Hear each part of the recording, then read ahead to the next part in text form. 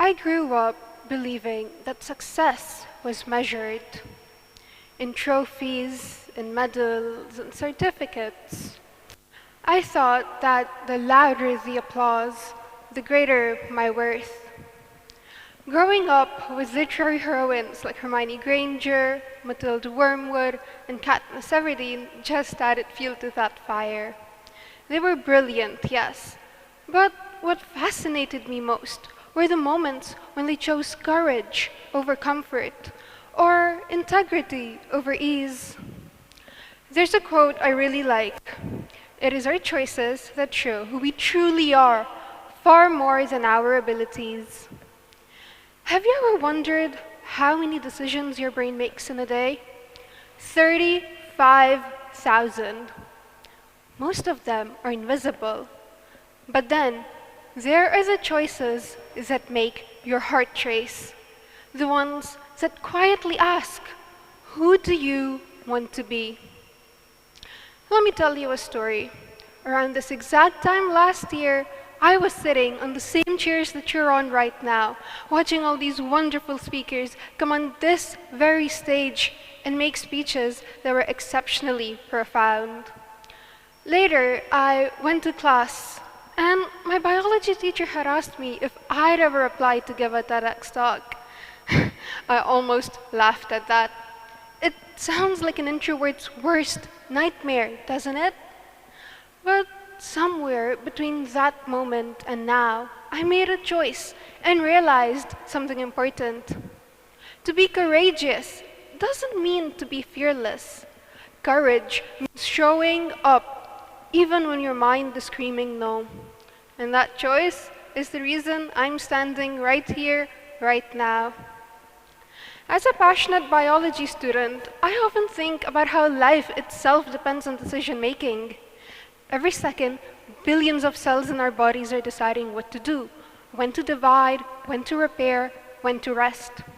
A stem cell, for example, has the potential to turn into almost anything, whether it be a neuron, muscle fiber, or skin cell. In the same way, every choice you make shapes the person you're becoming. Every decision, no matter how small, rewires your brain. Neuroscientists summarize this through Hebb's law. Neurons that fire together wire together.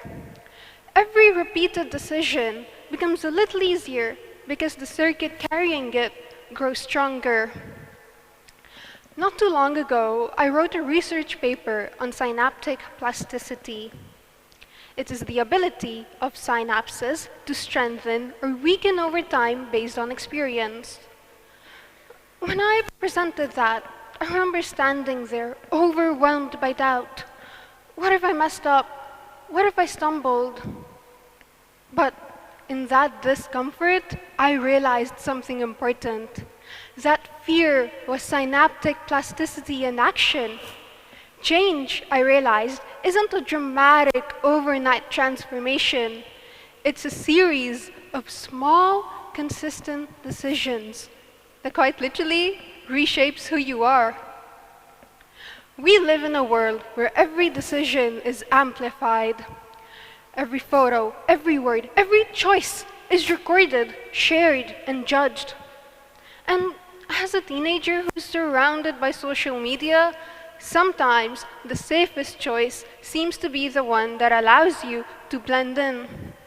The choice that allows you to look like every other picture-perfect face that you scroll past.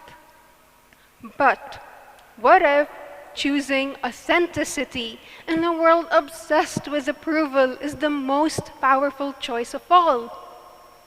Making those choices isn't easy. Neuroscience explains why the comfortable choice is so tempting.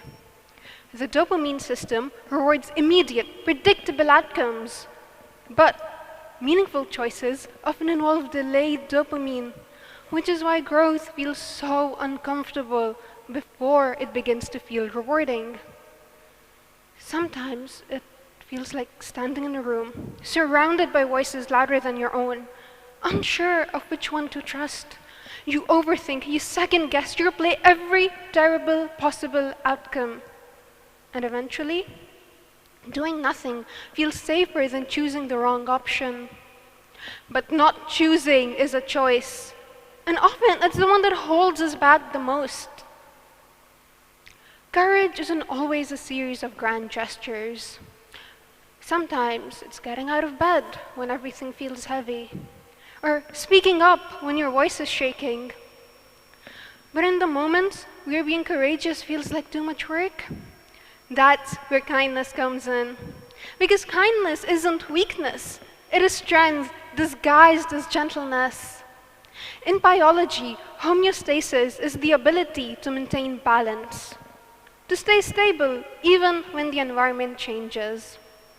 Feeling cold, your body begins to shiver and your blood vessels undergo vasoconstriction to conserve heat.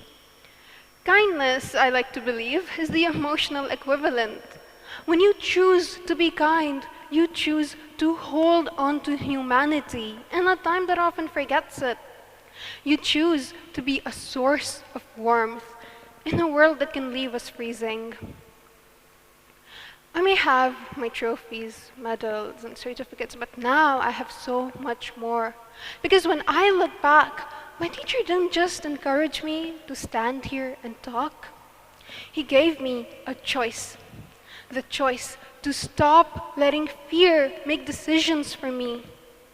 The choice to believe that quiet voices like mine can still echo, especially in rooms that reward the loudest ones.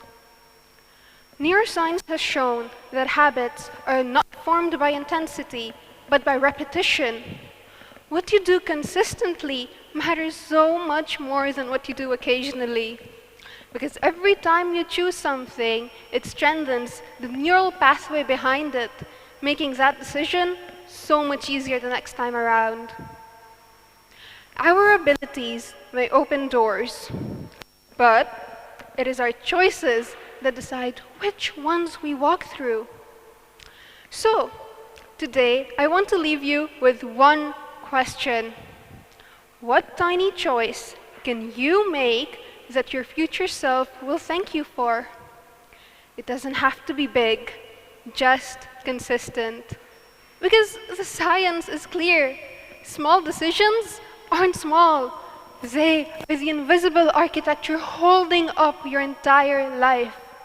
Your future won't change because of one dramatic leap, but because of thousands of quiet steps. You don't need to transform overnight. You just need to choose. And then choose again. Thank you.